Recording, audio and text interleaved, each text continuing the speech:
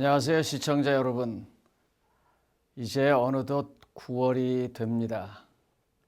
가을의 시작이지요. 물론 이것을 녹화하는 시점은 가을이 아닙니다. 여전히 덥고 힘들지만 저는 늘 날씨를 보면서 느끼는 것이 그것입니다. 세상의 모든 만물들은 다 하나님의 뜻을 따라서 순종하고 사는구나. 제가 살고 있는 남가주는요, 여전히 더워요. 굉장히 덥지만 오늘날 나가서 산에서 보면은요, 나무들은요, 똑같이 더운 것 같은데 낙엽을 만들고 있습니다. 그들은 아는 것이죠. 이 9월은 우리에게 어떤 달입니까? 자연스럽게 추석, 그 다음에 자연스럽게 추수, 풍년 이런 것들을 생각하는 달입니다.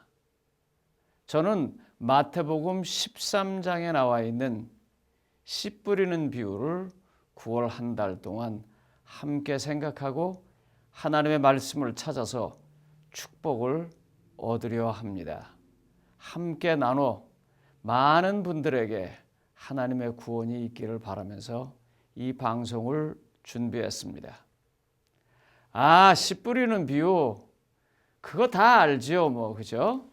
길가, 돌짝밭, 가시덤불, 그리고 옥토, 30배, 60배, 100배 결실.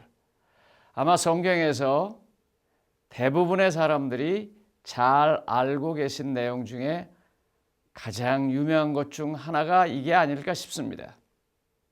그런데 여기서 잊혀지는 아주 중요한 것이 있고 이걸 놓침으로 해서 이것은 그냥 이야기가 되어버리고 우리의 삶에는 영향이 별로 없는 일로 바뀌었습니다. 그것은 바로 이 부분입니다. 1919년 10월 16일 독일 뮌헨에서 아돌프 히틀러가 연설을 하기 시작합니다. 사실 그의 연설은 거의 즉흥적으로 준비된 것이나 마찬가지입니다. 장소는요, 술집이었었습니다. 그때 대략 사람들은 110여 명이 있었습니다. 그는 그때 이야기합니다. 게르만 민족의 위대함, 그리고 그 게르만 민족을 수치스럽게 만들어 놓은 1차 대전이 끝나면서 주어진 베르사유 조약의 배상 문제, 그는 그런 것들을 다 없애야 한다라고 이야기하기 시작합니다. 그리고 위대한 게르만 민족을 다시 세워야 한다고 얘기합니다.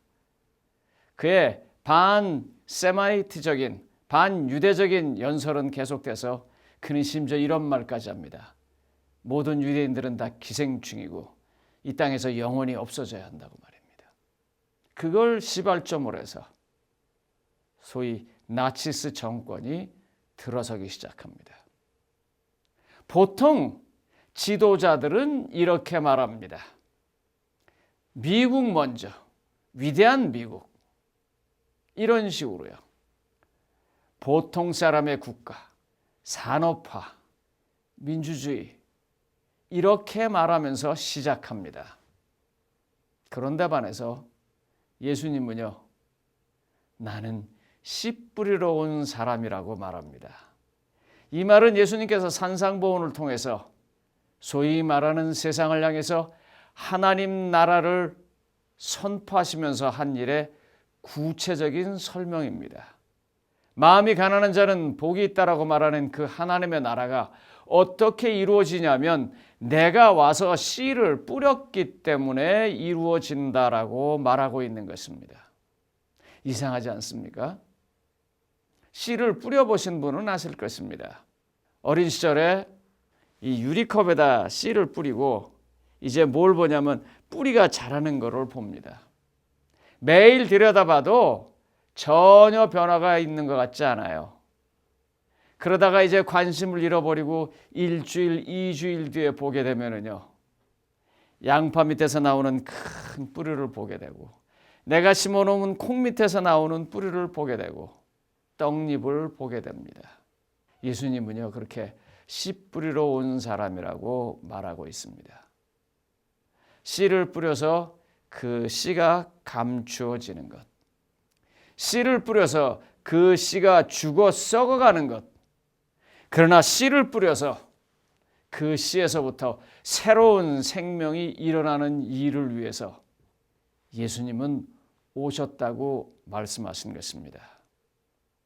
마태복음 13장 37절, 마가복음 4장 다 똑같이 뭐라고 말하냐면 인자는 씨를 뿌리러 온 사람이라고 말하고 그 인자는 하나님의 말씀을 뿌리러 왔다라고 말하고 있습니다. 한번 좀 생각을 해보세요.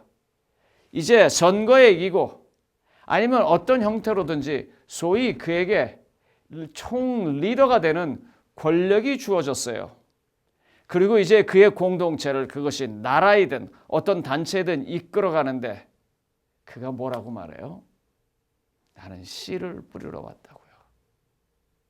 나는 씨를 뿌리러 왔다고요. 예수님은요, 하나님의 말씀이라는 씨를 뿌리러 이 땅에 오셨습니다. 그리고 그 하나님의 말씀은요, 하나님이 세상을 이처럼 사랑하사 독생자를 주셨다는 말씀이고 그 사랑의 구체적인 표현을 그분은 공생의 3년 반 동안 최선을 다해서 표현하시고 마지막에는 십자가의 죽으심으로 표현하셨습니다. 그와 같은 씨를 뿌리러 왔다고 말하고 있습니다. 저희 집에서 벌어진 일 하나를 좀 말씀드리려고 합니다. 제가 시장 가는 걸 참 싫어합니다. 왜냐하면 시장 가면 좀 제가 창피스럽다고 말해야 되나요? 좀 그럴 때가 많아요. 물건을 살 때 보면은요, 좀 가만히 살 것이지 뒤집어 보고 똑바로 보고 옆에 보고 뭐 보고 그랬다 또 다시 놨다 그러는 제 아내의 모습이 싫어서 제가 잘 시장을 안 갑니다. 그런데 어느 날 생각이 바뀌었습니다.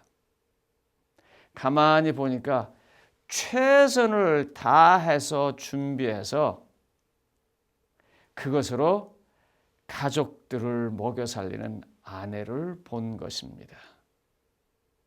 정성을 다하는 것입니다. 내가 거기 가서 어떤 모습을 보이느냐가 중요하지 아니하고 나와 함께하는 사람에게 잘해줘야겠다는 생각 하나뿐인 것입니다. 예수님이 이 땅에 살 때 모습이 그랬어요.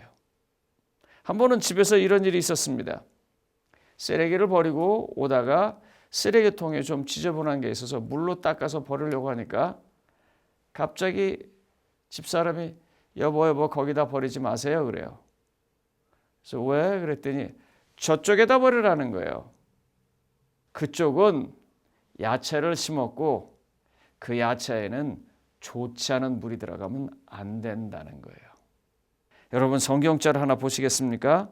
마태복음 23장 37절에 보면은요, 씨 뿌리러 오신 예수님의 모습이 이렇게 나와요. 암탉이 그 새끼를 모음같이 내가 너희를 모으려고 했던 날이 얼마나 많았는가. 예루살렘을 보시면서 그의 공생의 마지막 부분에 예수님께서 예루살렘을 향해서 하신 말씀입니다. 시청자 여러분, 예수님은요, 이 땅에 오셨을 때 자기를 위해서 오지 아니하고 이 땅에 오셨을 때 이 땅의 사람들을 위해서 왔습니다. 독일인의 위대함을 얘기했던 아돌프 히틀러는 1945년에 전쟁이 끝나면서 전 세계에 막대한 피해를 줬습니다. 세상 누구도 다 그런 식의 사람들은 마찬가지입니다.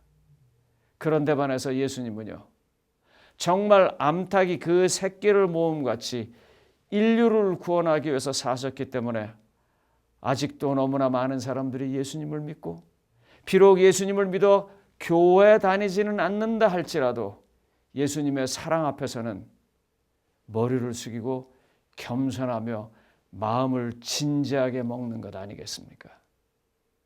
저는 오늘 이 이야기를 하고 싶습니다. 씨 뿌리는 사람이요, 길가, 돌짝밭, 가시덩굴 그런 것들을 공부하기 전에 씨 뿌리는 그분이요. 그분이 우리에게 하나님이 세상을 이처럼 사랑하사 자기의 외아들마저 주셨다는 그 기별을 가지고 와 계십니다. 그분을 향해서 어떤 마음을 가지시고 싶으세요? 그걸 받고 내 안에서 그 말이 30배, 60배, 100배가 일어나기를 원하세요? 아니면 누군가가 물어갈 그런 가치 없는 것으로 만드시겠습니까? 시청자 여러분, 성도님 여러분, 그때 예수님은 아직도 살아계시고 그때의 예수님은 아직도 지금도 우리가 그 우리 안에 있기를 간절히 소망하고 여전한 마음으로 우리를 바라보고 계십니다. 시청자 여러분, 말씀을 사모하시는 주님 안에서 자녀된 여러분, 예수님의 이 마음으로 구원을 보내시기 바랍니다. 예수님의 이 말씀 때문에 구원의 삶에는 영적인 큰 추수가 있게 되기를 바라고 말씀을 마치겠습니다.